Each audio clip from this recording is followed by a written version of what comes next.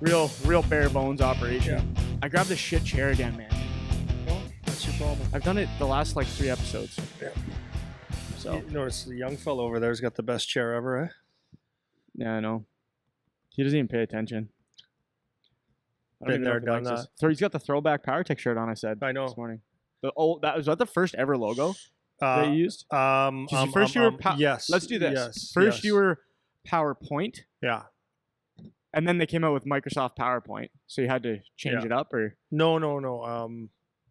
what was the reason behind the name change? Power. When I always did my hockey training, power was always about, not about. Well, I don't know what it was about. No, it's always about like strength, right? Obviously, strength. It's like power skating, powerful shot, powerful mind. That's always had power in there. And point, like I didn't know what Microsoft was at the time, so PowerPoint at the time to me was like reaching a pinnacle. Like PowerPoint, that was your PowerPoint was the training. So I know names could sound kind of weird sometimes, but that's what it was about. And because I always tried to do training where it would be maximum, being really good at what you do or whatever. So why did you change it to PowerTech? Because we bought some equipment. So when I bought the equipment, had a different gym. We had a lot more technology. So we had a company called Hockey. What were they called? I can't even remember, but they do all the testing now. Next testing. They do all the testing for all the NHL combines and different things like that. They still do? So they were partnering with us, and we were doing some stuff with them. No, they sold it, and but yes, they still do, or some Sport Test does. But I don't know if it's the same company. But there was that. Then I had the Rapid Shot computerized, and I had the treadmill that was in our gym and stuff like that. So what I was using is the PowerTech, meaning the same thing: powerful mind, powerful this, powerful that, with tech meaning technology. Cool. Yeah, cool. So that's where the PowerTech came from. Sick. It's a sick name. It's good, I guess. I don't know. I like it, but I think when you look at names, you might say it's a cool name, but you don't know why. So I did actually put a lot of thought into the names. That I didn't lose sleep over it, but it made sense to me on what I was trying to accomplish and what represented the business, and it made sense, right? So I always try to be smart that way. I gotcha. Yeah. Cool. Okay. What do you got? You got any bullshit? Well, before I go? first I wore a red hat last week, and I want know. to wear it again because I forgot to talk about my buddy. So this is the Leamington Flyers hat.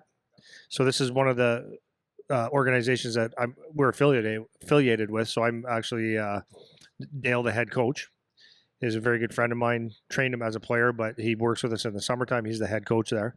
So I wore the hat last week, and I told him I was going to give him a hello and all that stuff. So he mentioned it this morning. I said, I'll put it back on. But anyways, I did want to say this, though. Think about that organization. So this is not a promotion of our business. I'm just talking about how impressed I am on the job that Dale and the staff did.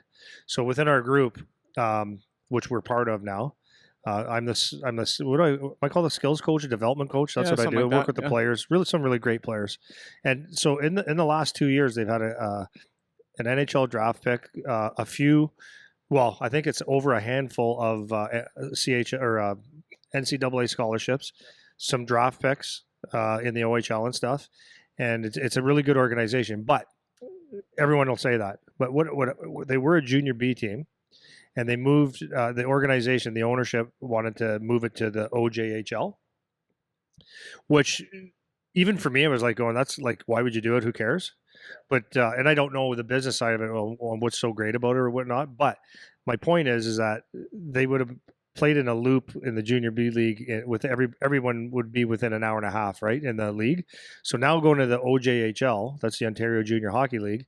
They're the farthest team from any team. I think the closest team would be Brantford, about 2.5 hours. So if you look at the hub of the OJHL is Toronto. So I was thinking like that's how you're going to recruit guys to come all the way to Leamington. So when they bounced a couple things off of me, not that they did a whole lot, when I was looking at the arena compared to the other rinks in that league, it's like, well, there's a sales tactic or sales pitch. Like, look at the rink; it's awesome, and they fill it up pretty much. They have an awesome weight room, great facility, and all that kind of stuff. So if you look at my point to this is that if you look at like a lot of people think things are impossible, or it's just too hard or whatever. But so the odds were against them, right? So when they went to start this organization, a lot of people, and I found this out when I lived in Sudbury, and then as I lived in Toronto, in Windsor. If you go to Toronto, people think Windsor's like the ass end of the world. I know. I didn't know that. Yeah. I thought it was because I moved here on purpose, and I love this place like more the Windsor area, right? But if you go talk to parents on my kids' team or whatever, and they go, "Well, we'd like to come down and train with you, but it's like Windsor. It's like it's 2.5 hours." And they think it's like the farthest thing in the world. So now if you're trying to recruit players for a team, that could be the challenge, right? So anyways, really proud of Dale and the guys and Justin for, recruiting and all that kind of stuff. They put together a team, and first year in the OJHL, did they win the they lost in the conference finals. And I went to a few games and it was great. The team that won, and they had, I saw some of the people that I knew, like the NHL scouts at all the games, and really good hockey. And I just love what they did. So it's like, you can look at, a lot of people go to the best program all the time, but like if you look at what they think is the best program, and these guys just started, working hard, put a team together, great coaching, great facility, great everything. And they got to the conference final. And it looks like they had some of their camps and stuff recently, and it looks like they're going to be better this year. So, pretty good experience. Really, like that's why I don't mind wearing the hat. Yeah, because they succeeded. Yeah. If they would have sucked, I wouldn't wear it. But really happy for them, man. Like awesome, and it's a really good program. It's a really good hub. And so for anybody that's actually looking at playing at the OJHL, like I am promoting it, I guess, but I got no skin in the game with this. It's just I'm being honest. Like some of the things that you might overlook is we're on the border, right, of Detroit. So I think there's a lot of scouts that just cross the border. NCAA, it's just so easy to cross and come to this area. So, anyways, they did a great job. I love working with the kids. They were good. Yeah, they've had in the last few years. They've had a bunch of guys. Like this past year, they had 2, and then there's a third that's on the NHL list. And then the year before, they had 2, and then 1 drafted. 3, because they had Reader too. So they had 3, and 1 was NHL draft pick. And then they had like Jeff, that was a couple years before. Then Beneteau that played with them, and so they're putting out some. Yeah, they did a really good job with the NCAA, and they do a lot. Like we talk about agents a lot. These guys, this organization actually does their work. They're not on the phone all day, but they do their work to make sure people know that what the product is that they're providing. So there's a lot of scouts at those games, NCAA, OHL, and NHL. So it's pretty cool. Sure. And the last thing, Dale is the one that mentioned my hat, and I just wanted to say hi to Dale. And he's an awesome coach. Dale Mitchell plays. And he's a beauty. Yeah, you know what though? He was a 2nd-round pick to the NHL. This is what I really like about Dale. He's got the humble pie, right? He's not arrogant whatsoever.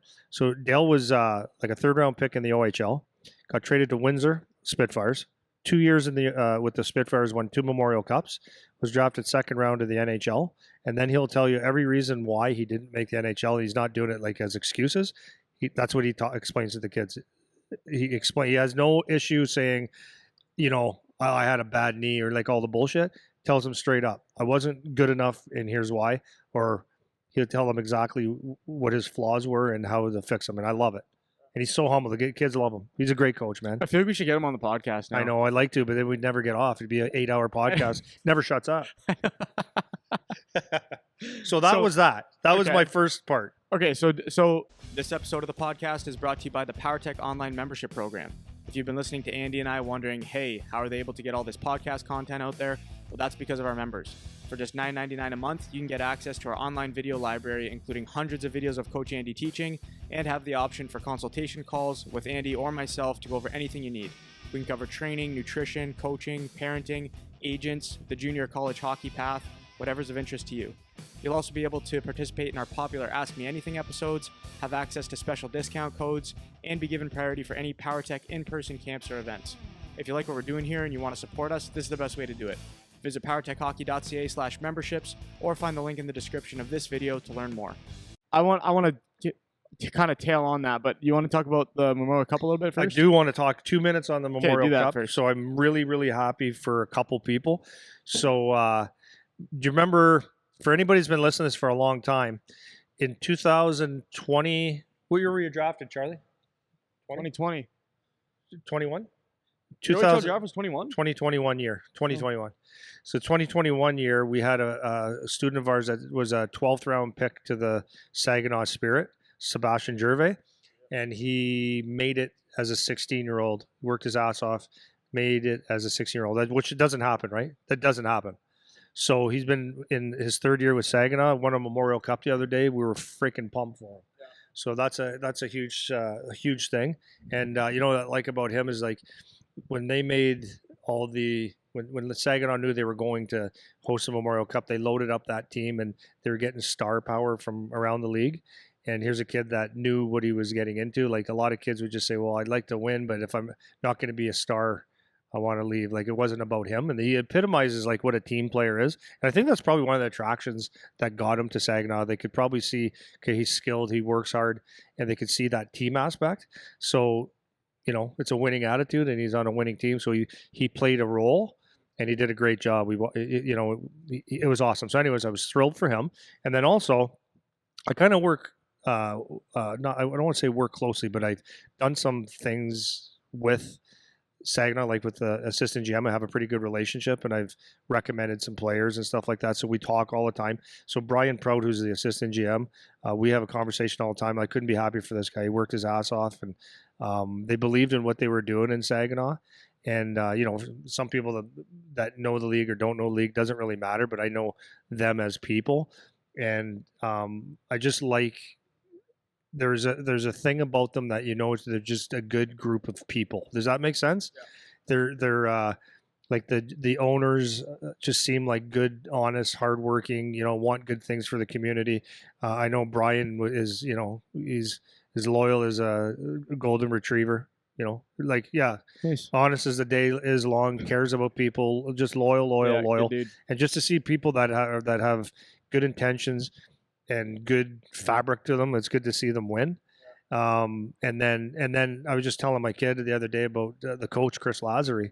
This guy was, you know, I'm going to butcher the story, but this guy didn't really have, I don't want to say it the wrong way, but he wasn't really working a career. And he decided that he wanted to be a hockey coach. And this guy mocked it out, like taking buses to practices, going all over the place, and just learned the art of coaching. And then I guess he got to a junior B team that nobody wanted, had some success, and then went to the Sargents thing as an assistant coach and just proved himself. And it's just like the underdog, right? And I do like, and he's got a different out-of-the-box way of coaching and teaching. Like he's got some really interesting thoughts. So it's just nice to see, like, there's a guy that came up through the ranks, which doesn't happen often, that just came up and was just a good coach. So really happy for that organization. Side note to that organization is, or to the Memorial Cup is, which was really cool. The first night we were there, this is what I love about hockey. So what I love about hockey is, like, so Guardsy's here, one of our employees, and he's going to take over some of this stuff. And so funny, right? Like, his dad played with me in Hamilton. Like, we're not even from the same city, right? I'm from 8 hours away. So first time I ever met him, it was his dad and I were teammates back in 1987 with the Hamilton Steelhawks in the OHL. And then we come full circle and I'm working with his kid. And it's just like, it's amazing. So I ran into a guy that I played on the under 17 team with, a guy named Jamie Hicks. So it's just cool how hockey goes. So we're standing in the warm-ups before a game, and I see this guy, and I go, might not even remember, we were 16 years old. So I walk up to him, I said, hey, Hicksy, whatever, and he gives me a big hug. I watch your podcast all the time, Packer. I said, no kidding, eh? So we talked, but it was like, hockey's the best, man. It was like, we could have talked for 10 hours, and just, you know, we caught up and all that kind of stuff, and it's like, so in 1986, I'm 55 years old, he's 55 years old.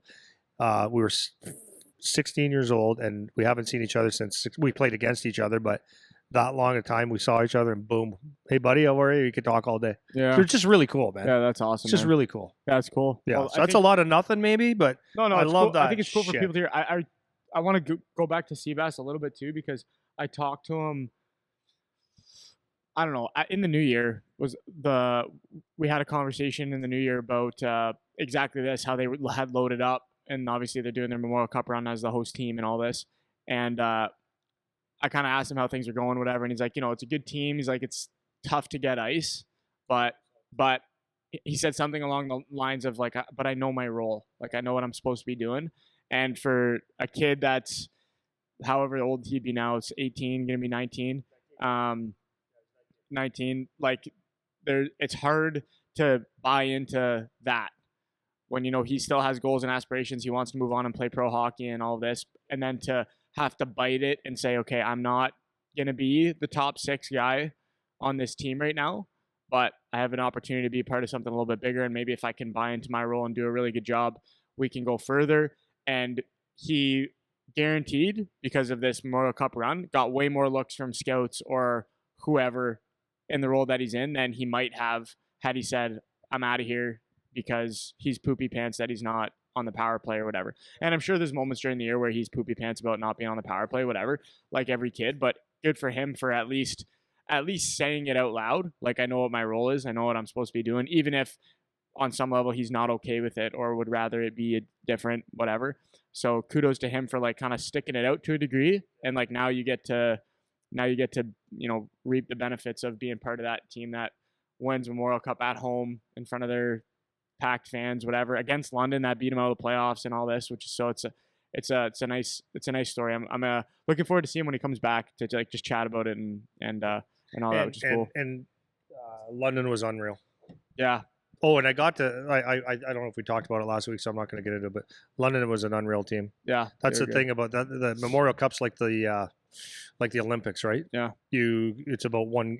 You can one game, die man, or win with one game. Well, it's funny so it's not a series, right? It's like, a little different, but I'm not saying I called it because but my gut feel was that Saginaw was going to pull it out just because London had beat them so many times. It's like, it's a matter of time, right? It's a matter of time before they get a game on them, kind of thing. Because they had beat them how many times in the last however many games they played against each other? They must have beat them. Was their playoff series was 6-2 or 4-2? Sorry, 6 games, right? And then they beat them again Memorial Cup. So it's like 5-2. Like, and Saginaw's a good team. So it's like just a matter of time before they get a win. So in my head, I was like, I feel like they're gonna sneak one out here, but anyways, so that's sweet. Kind of tailing on this. Do you have anything else you want to touch on before I do or no? You good? So I want to go back to, because I feel like it kind of makes sense weaving in now what we talked about a little bit last week. So I was doing that Hockey Canada coaching thing, and they had a bunch of different speakers come in, and the one guy was talking about how they kind of survey Canadian hockey players to see kind of where the players are at. So they were running through like their analytics on how they evaluate what's missing, what are we seeing players have and don't have. Where do we feel like we need to fill in gaps and whatever, this all through like Hockey Canada. So the one stat that I brought up last week that I want to touch on again was they were saying of active players in the NHL, by percentage, the highest number of players are first round picks, second highest is second round picks, and then the third highest is undrafted. So it's not third rounders, fourth round, fifth round. It's not that. It's first rounders, second rounders, undrafted players. And so last year there's 157 players undrafted in the NHL. And maybe the answer to the question I'm going to ask you is there's no answer, and who knows, because who knows. But why would you think that is? So like, why? Because in you'd think that, okay, the third round pick, fourth round pick guy, like they would have a much higher likelihood of playing than someone who didn't get drafted at all, but that's not the case. So like where does your mind go with that stat? Or like, what do you think of in terms of why that could be? And this is just, we're just talking shit, like who knows? Yeah, but like, what there's some validity to the thoughts that we're going to have. Like, first of all, yeah, there's a lot of ways you look at this, right? So if someone has, like, first of all, it makes no sense, right? Like when you look at the after effect, right? You can't look at Arbor Jacki at 23 years old now and say, was he never drafted? It's impossible. Like, are these guys, like, are scouts absolute idiots? But like one of the scouts told me that he was the worst player in the league at one point and they could not see it, right?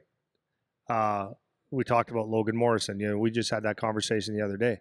So, okay, so let's just go back. How could someone Just go to the question again. Like, how could it be the reality that the third highest percentage of players are undrafted that are in the NHL? Like, how could that No, be? okay. So I could go like a lot of different ways, and one would be more of a. I'll try to steer you as you go. Yeah. But one would be I'm an asshole theory. Okay. Sometimes guys are hyped from the time they're 15. True. And I'm not saying that's why guys get drafted in the NHL, but let's just go. I don't want to say.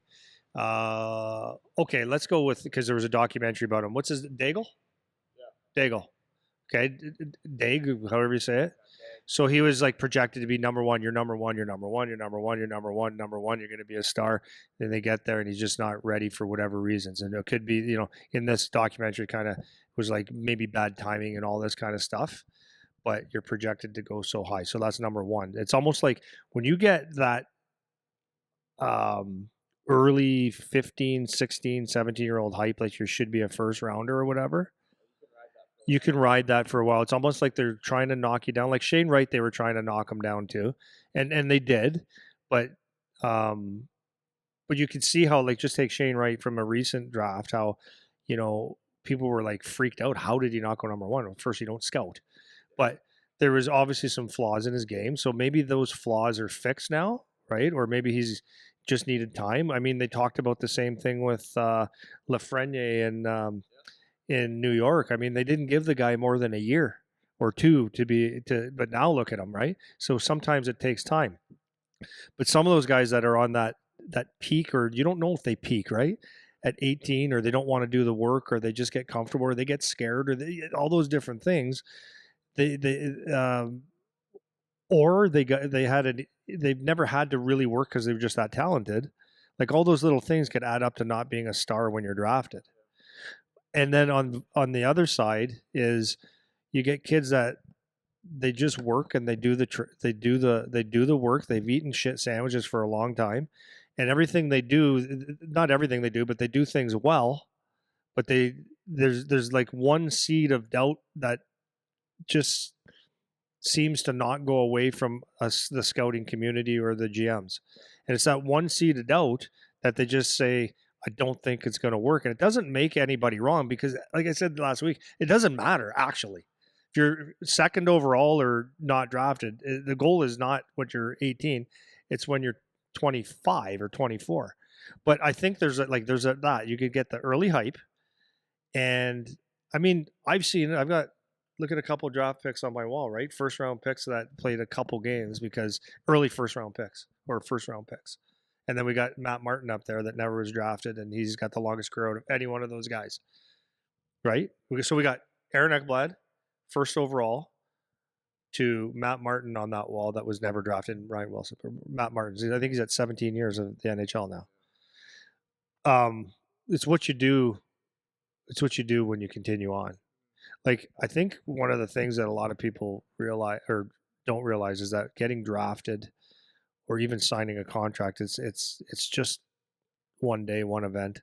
There's a long road, and it's all about the work, and it's all about putting in the effort, and it's all about getting better and treating yourself and your career like you are a professional. I think a lot of guys forget that. So I think scouts, and then we just go to the draft. You look at the lists right now, and you and I could take 10 guys and look at the list, and we're all going to go, why would that guy even? I don't like him. And they got him as a 20.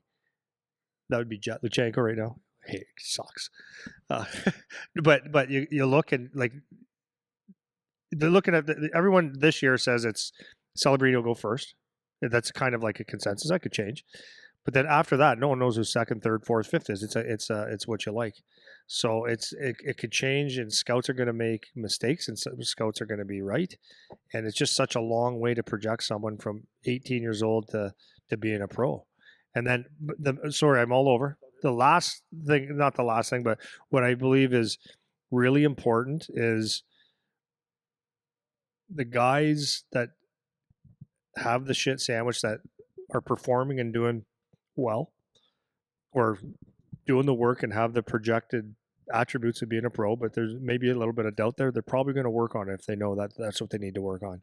Okay. They work hard. Yeah. So I kind of want to go down that road right now. So first thing you said was kind of like there's a little bit of, you can ride the wave if you get the early hype a little bit. So some of those draft picks, 3rd to 7th round, let's say, maybe they ride that hype a little bit and then it doesn't pan out as well as maybe they would have thought, or some of these other guys come in a little later, whatever. Then there's scouts can just be wrong. Like that's a factor. And then, yeah. And then the one that I kind of, again, I have no data for this. It's just my observations and what I see is that guys that get drafted like that 3rd to 7th round, there's an ego factor that I notice more with those guys. And that could just be because they're not quite as good as the 1st and 2nd rounders who also have the ego factor, but they're just better. Those 3rd to 7th guys, it's like, I feel like they can just get outworked, you know? So if I get like, yeah, so if you're like a 3rd to 7th rounder, you wouldn't necessarily be, I'm just like talking off the top of my head. You wouldn't necessarily be the like 1st to 2nd round firepower type guy that you'd think of for an NHL draft pick, right? So if you're 3 to 7, you're not really that. You're not a firepower guy as much. Maybe you turn into one, whatever, but like by definition, you're outside the first 2 rounds. You're not necessarily that guy.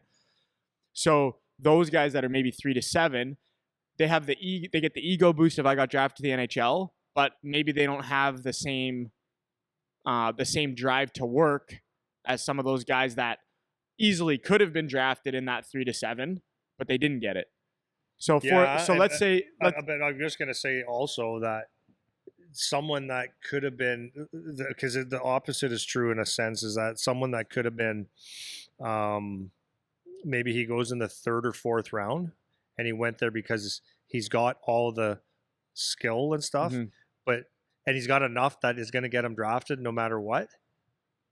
But he doesn't have the grind to get him, and that's what hurt him from going in a top 2. Okay, that fair enough, right? So, but if I take like just back to what, because I agree with that for sure. But if I take, let's say, a 6th round pick, a kid that didn't get drafted, is like you mentioned this before. I don't know if it was last episode or whatever, but you're like, what's the difference between a kid that would have been in the 8th round versus them going in the 6th round? Like, not necessarily a whole lot. It was just someone's opinion in that moment, whatever. But the kid that could have been, like, if I take let's use the McPhersons, the guys close to us. Like, Ryan got drafted, Connor didn't. Okay? Ryan went was it 6th round, Charlie? So Ryan goes 6th round to Philly. Connor, who's actually rated higher, didn't get drafted, as an example, right? So that easily could have been Connor got drafted and Ryan didn't, or they flip, or they go one later or one earlier or whatever. So my point being, if I'm that kid that's just on the outside looking in, maybe that gives me a little bit more bite, where now I have like a little more to prove. Whereas I feel like in that 3 to 7, maybe they have a little bit of that sigh of relief, like they think I'm there now a little bit. Does that make sense? What I'm saying? Yeah, I understand. I do. I don't know if that. I think I would say it's different though. This is what I would think. This is what I would say. I would say that like any opportunity, people don't really know what they have. Everyone thinks, right? Talk to my kid and other kids in the league, and you go to the OHL, and it's like you have the conversations like every day's work, right? Every day's work. Treat yourself like a pro. Play this game all the time. It's like after you're horny going in, right? You're gonna do everything you can, but that's the motivation. Motivation lasts for a period of time, and then it's your true self shows up. You can't have, and by the way, you can't have your best game every game, but you get comfortable. Once you get comfortable, you become what you are. When you're comfortable, then you think, oh, I got another game. Okay, well, I'll turn it around next day. I can go out tonight. I'll eat shit today. I'll stay up late. Those things become your, you have your standard up here, and all of a sudden you get leaky a little bit, and then your standard just drops a little bit. And it happens to most people except for maybe Sidney Crosby and those elite guys that know how to just focus. So I would say that's one thing. And number 2 is I don't think people understand. Like, if you have a skating coach, OHL, college, the gym coach, whatever it is, your fitness coach, like, the resources for you that you can absolutely change your life. And again, the comfortableness is like, okay, I just don't want to do it today. I don't want to do it today, right? Or you take, so I would say the kids that, like, so I would, it's, for a person's ego, you want to get drafted, 1,000%. You want to get drafted so you're with a team. But like the best thing you can do with that, though, and this is why I would say, like, if you can get drafted, if you get drafted, like you take advantage of it. So what does that mean? Well, you're in a system now. So like if you have a flaw, right? So because not everybody has you as a trainer, like in the gym. Not everyone has that. Some guys have to go pay a shit ton more with Gary Roberts or something. And is it worth the value? I don't know. Or some kids live on a farm in, where does Mackenzie live? What's it called? Holstein, Ontario. There's not a freaking gym there. Yeah. Right? There's barns and cows. Yeah. So where does he work out to get the best workouts, right? Yeah. So maybe, and he's jacked, by the way, but so maybe a kid like that, or doesn't have a good workout program, or parents can't afford it. All these different factors go into it, and they get into the Tampa Bay Lightning now, and all of a sudden they have a strength coach that can actually work with them, and you're on the phone with them, and he tells you how to eat, what to eat. Maybe they even take the time to send up to have you work with somebody, or they set you up. Now you're connected. So my point to that is, like, everyone has that opportunity, but how many people actually use it? Do you know what I mean? Everyone has every team has a mental skills coach. How many guys use it and actually use it, not just sit there and have talks? Yeah. So I think that piece there for getting drafted, if you're hungry and you take advantage of, this is what you need to work on, and you have that goal, you're in that system. And they say, we need you to play this way, do this. If you do it, then you have a great chance of signing. Then you have a great chance of being one of their guys, being a team guy, then you can move up. And if you don't, so I think the guys that aren't in the system, they continue to do their work, right? If they're not drafted, they continue to work, and they have, and obviously it's not everybody. It's the guy that Logan Morrison, that after 5 years a junior, goes, why the hell, after 100 points and 100 points and 100 points, will no one sign me or get drafted? That takes some resilience. That's humble pie, man. That's hard. When you're one of the best guys in the league and you can't get drafted, and you're looking down the chain, but it puts a little fire in your belly, right? Or it breaks you. Yes, or it breaks you. For sure. So, but you basically you perfectly synthesized actually what I was thinking with the comfortability thing. I think that's what I'm saying is, like, and obviously this is totally generalizing, doesn't apply to everyone, exceptions all over the place. But I think that's what I'm saying, is that there's a comfortability factor that could be there with some of these guys, which is why this stat would be a thing, where it's like the third biggest percentage is undrafted players, and one contributing factor could be that some of these guys that get drafted, they get that little bit of comfortability, and maybe they just get a little bit outworked, right? In addition to maybe the scouts are wrong, maybe there's all these other things that it could be, but that's just one place that my brain goes to, because I look at guys that we have that got drafted, and it's like, I don't know if you're doing everything you could do, you know? Most guys don't, right? Though, Eric. You know that. I know. You know that. As much as people talk and they get to the gym and they're not doing what they're supposed to do. Okay, so now this leads me. So the comfortability thing is one thing, and then I'm going to go on a little side tangent here about what you said. Okay. You go first. Well, I was going to say, I'm going to talk about the resources thing that you mentioned. But okay, yeah. Let me just say this then. The other thing is that when you just talk about how someone can make it and someone not, like, you didn't get drafted, like, if you think about that, you play all your years. If you're like a solid player, like you were supposed to get, you're on the radar, right? Like, there's different guys like Matt Martin that had no business. They were never going to get there. For him, to me, he loved it. He worked hard. I don't see the aspiration of him being a pro. There's no way, right? We know the kid. When he was 15, 16, he wasn't thinking NHL. He just wasn't. And therefore, ignorance is bliss sometimes. I love hockey. It's never hard work. I've got a role. Oh, I get to go to Sarnia's camp. Oh, you're going to get sent down? Oh, okay, but I love hockey. I'm going to play in this shit organization here. And we're going to play with Sarnia. Oh, but I'm doing a role, and I'm going to be on line with Steve Stamkos. That was helpful to him. And it wasn't because Steve Stamkos, but that helped his career. Ignorance is bliss. I got 30 goals. He didn't think he was getting 30. Do you know how many good players go into the OHL and have a goal of getting 20, 30 goals and then realize how hard that is? Ignorance is bliss. He loved the game, played hard, did the right things, got rewarded, played with good players, 5th round pick in the NHL. He didn't see that coming. With very little American Hockey League time, to the National Hockey League with 17 years of the NHL. Ignorance is bliss sometimes. Yeah. So sometimes you get those kids that because the opposite is true, right?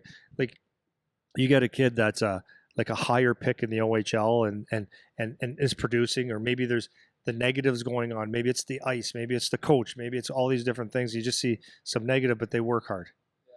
And they're supposed to get drafted, but they don't, or this, that, the other thing. That's hard, man. And that's like when you're expected to do things, or you're supposed to be a goal scorer and you get 8 goals instead of like your normal, when youth hockey, 40 or 30 or 50, you got 7 or 8 or 2. You sit there and you start doubting yourself because you were supposed to be here, and doubt is a huge thing. So it's very, very hard. There's so many different scenarios, right? Where your mind can play tricks, or you can give up on yourself without knowing it. You know what I mean? And that's what I'm saying. Ignorance is bliss. It's like, I'm just going to play this game and I'm going to play hard and see where it goes. Or not even that. I love it. Going to play. Oh, this happened. Yeah. This happened. That's a really good point, man. Like this is where you're overthinking it for people that care a lot can come in. People say that all the time. Like my kid, he's overthinking it. He's like stressing himself out. He's whatever. And sometimes just by not actually taking it that seriously, it's better.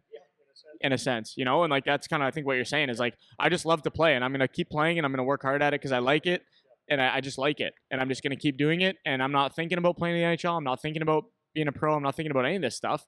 But just for that reason, just nothing's stressing me out. Nothing's phasing me. It's like, oh, I'm gonna go play here now. Okay. Oh, you need me to do this job. Okay. It's like doesn't matter, And that mindset actually is really interesting because when I remember playing in university, I finally started to have that.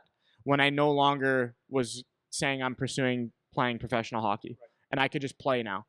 It was like, I could just play whatever job you want me to do. I'll do it. I'll do it exactly how you asked me to do it.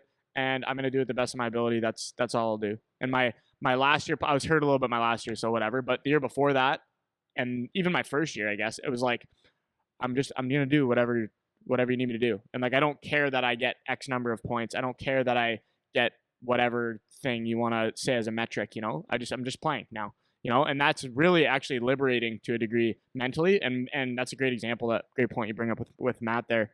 I want to kick back just to go on a tangent about the resources thing that you mentioned. So in saying, I was just talking about how some of these guys that get drafted, there could be like a comfortability factor, whatever. A lot of these things, like I've been giving it to myself a little bit the last few days because we've been talking about in the gym with some of the older guys. Because on the one hand, like, yeah, I'm the trainer, but I always say this with my guys is I'm not a babysitter, and I'm not going to be the guy that forces you to work hard.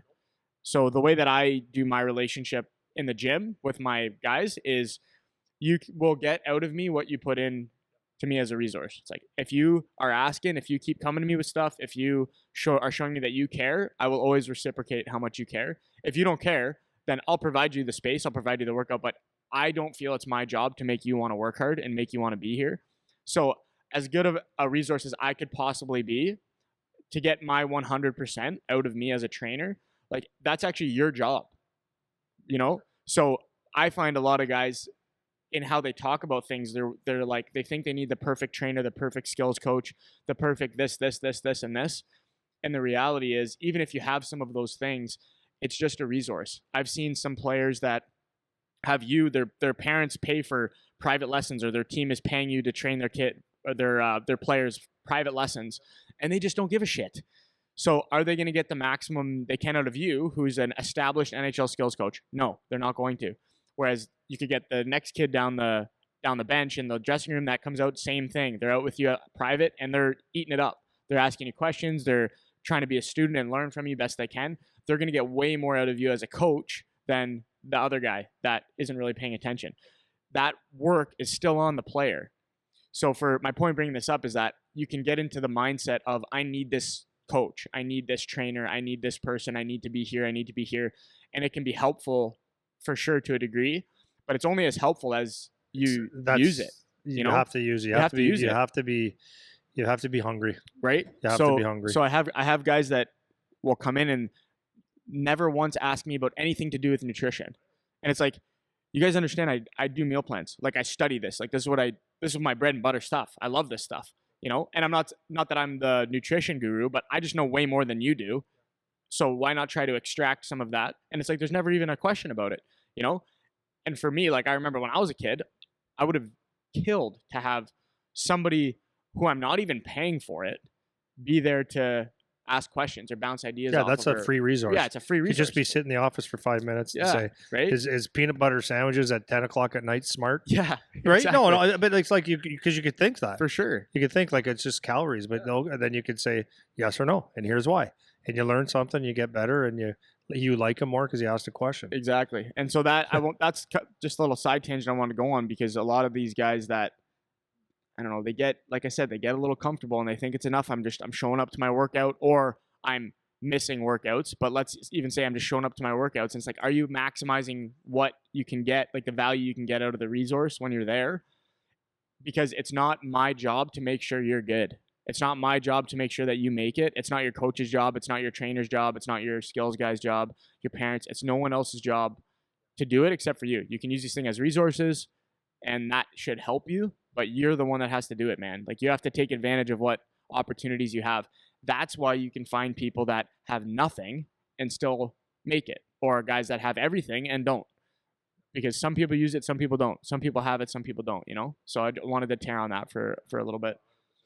So anything else you have, you want to add on that kind of stat thing about the undrafted players making the NHL? Yeah, the other thing to me, the biggest thing is roles. Like if you look at your, like and I guess it makes sense that they're the shiny toys, the first top 10 and stuff, right? Like the first 5 top 10 players are like the shiny guys. They're probably like the more points.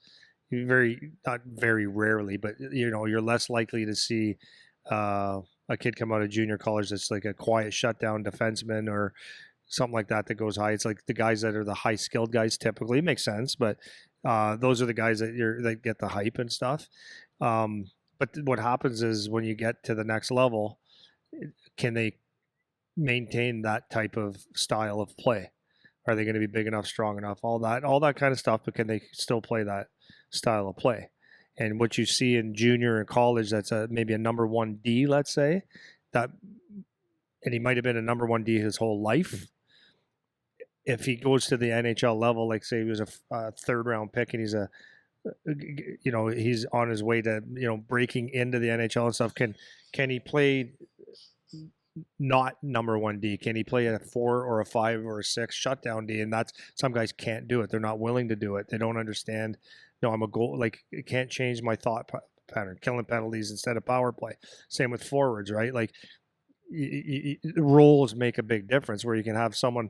Because let's face it, like honestly, like, and here's another thing, right? And this might have something to do with it as well, is that when you have your top couple lines, like if you're looking at a 4th line, 3rd line, 4th line, whatever, sometimes it'll come down to money too, at first. So if I can get, do I need a really, not necessarily a skilled guy, but if I'm plugging in a guy that maybe everything is equal, you're drafted to whatever team in the 4th round and you actually signed, and your contract's it could be even just a little bit of American League contract versus ELCs are all the same, but I'm saying you're a 3rd line guy. I could either sign you, you're in a second year or your second contract where you're wanting a little bit more, or I could sign free agent guy that's basically the same player, hungry same player, maybe roughly the same, for $500 or $1 million cheaper. So that could play a role too, but flip there somewhere. But anyways, it's roles, man. It's roles. You got to be willing to accept a role. You got to be willing to accept a role and do a job for a team. And I think that gets lost. I've seen a lot of players that can't do that. There's, look at the guy right in the middle there, 1st round pick, right?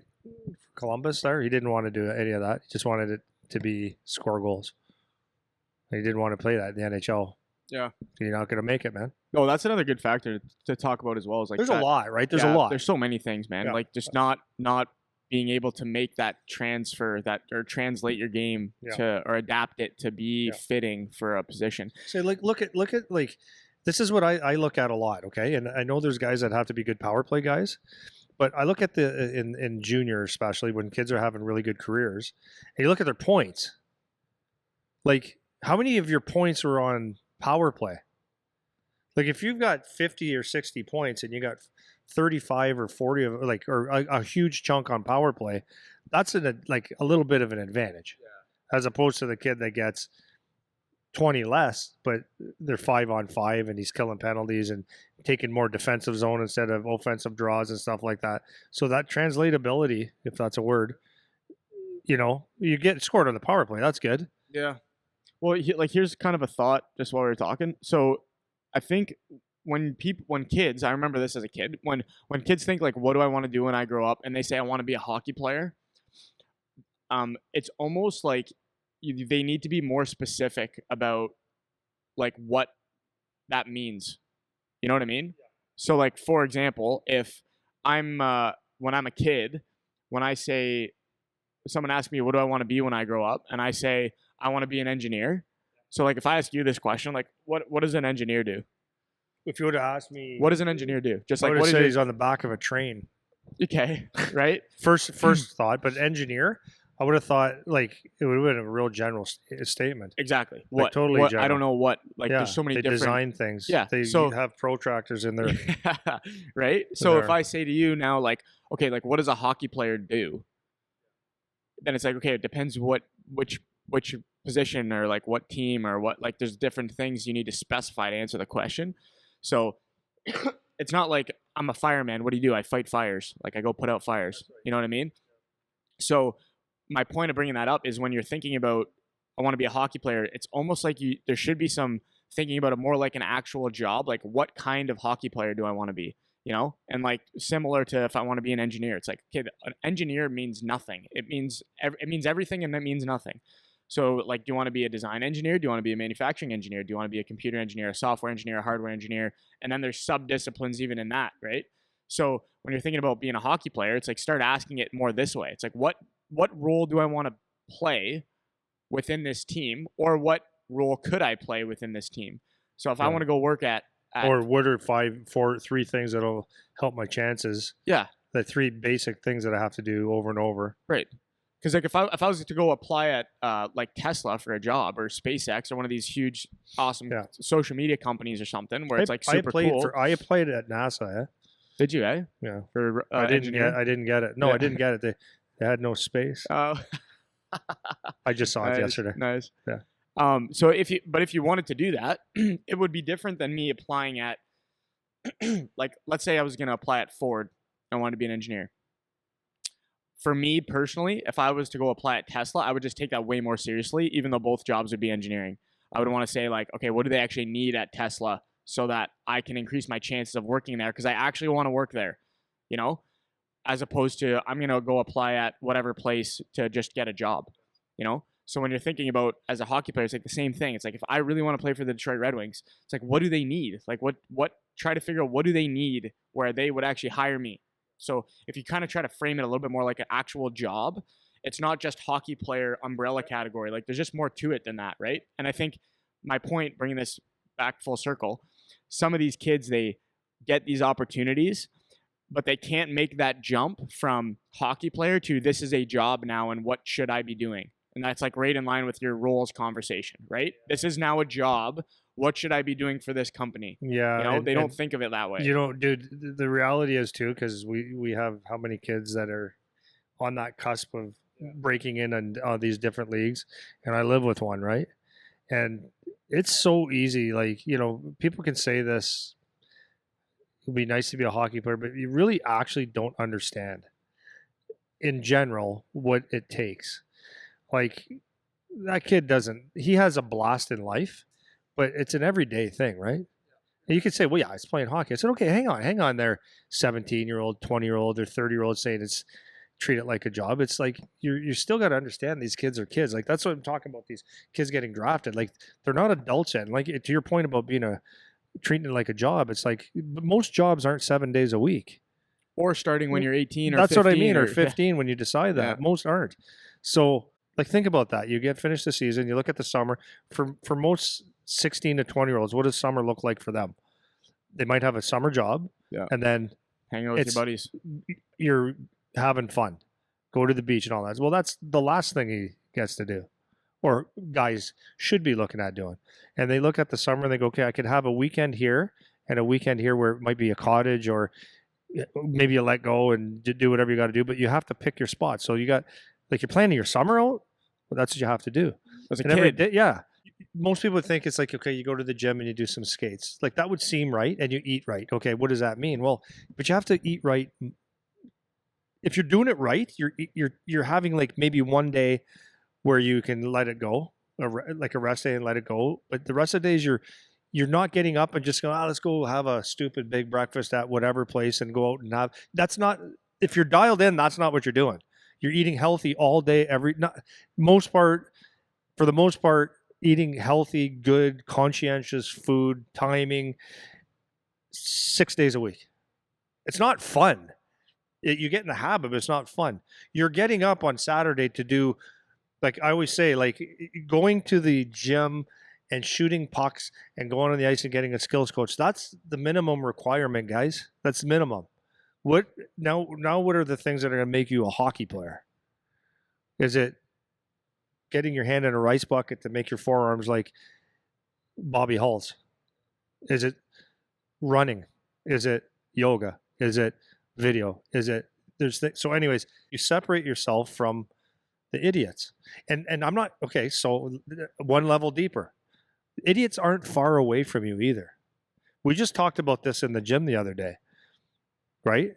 And guys were pissing around early before the workouts because they wanted to play another game of sewer, another game of sewer, another game of sewer. And he goes, "Yeah, it's getting a little much." I said, "Yeah, you better step up," because the smallest thing, right? You can look at leaders, you can look at guys that are clowns or funny guys or guys that it's easy to hang around with because you laugh all the time and they distract you just a little bit.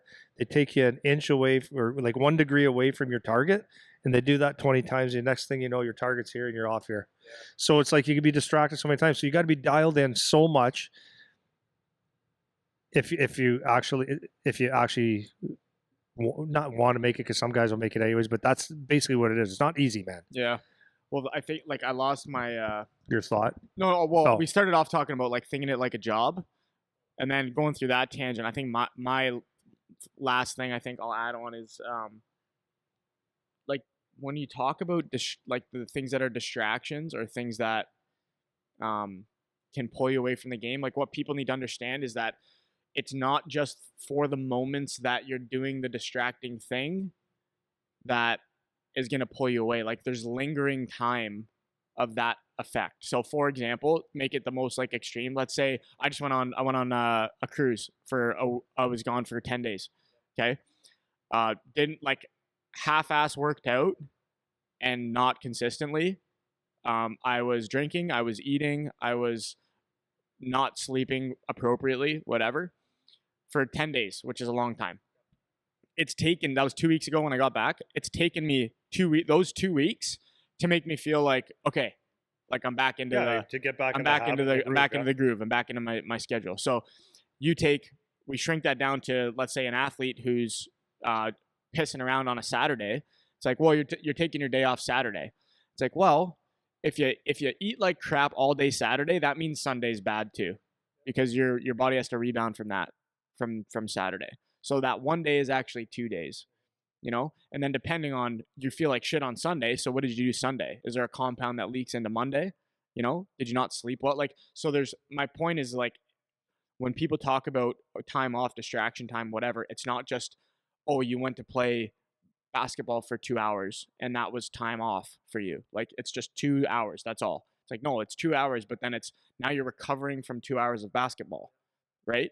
There's also that arc, so like there's all these things that make it much more time consuming than you actually think. It's not just the activity that's pulling you away, and I think that's hard for people to grasp. It's not just that it's 2 hours of basketball, it's the 2 hours of going to whatever, hang out at the bonfire or whatever. It's those 2 hours, but then you also weren't conscious about what time you're supposed to go to bed. You also weren't conscious about anything you were eating during that time. It also took you an hour to get ready to leave. It also took you an hour to get back home.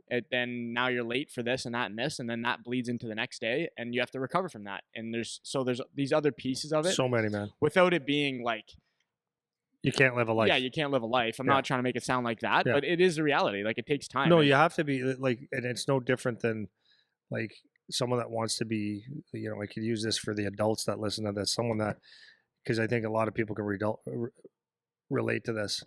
as an adult, I've said this several times on my podcast, like I always have an excuse for not doing something every single freaking day. As soon as I get out of that, it pisses me off, because if I go to, hey, we're just going to stop here and here and say hi, it's like, okay, I'm talking about getting in shape. Someone that wants to stay in shape, like that little distraction is you miss a meal, or the meal is not what you would have normally eaten. And that one thing could throw you off for the day, for the week. It's the party. It's this, like you can just easily get distracted. So you have to, like as a player, being focused, you have to know who your friends are. You have to almost be religious about your schedule, and because the smallest thing can get you off.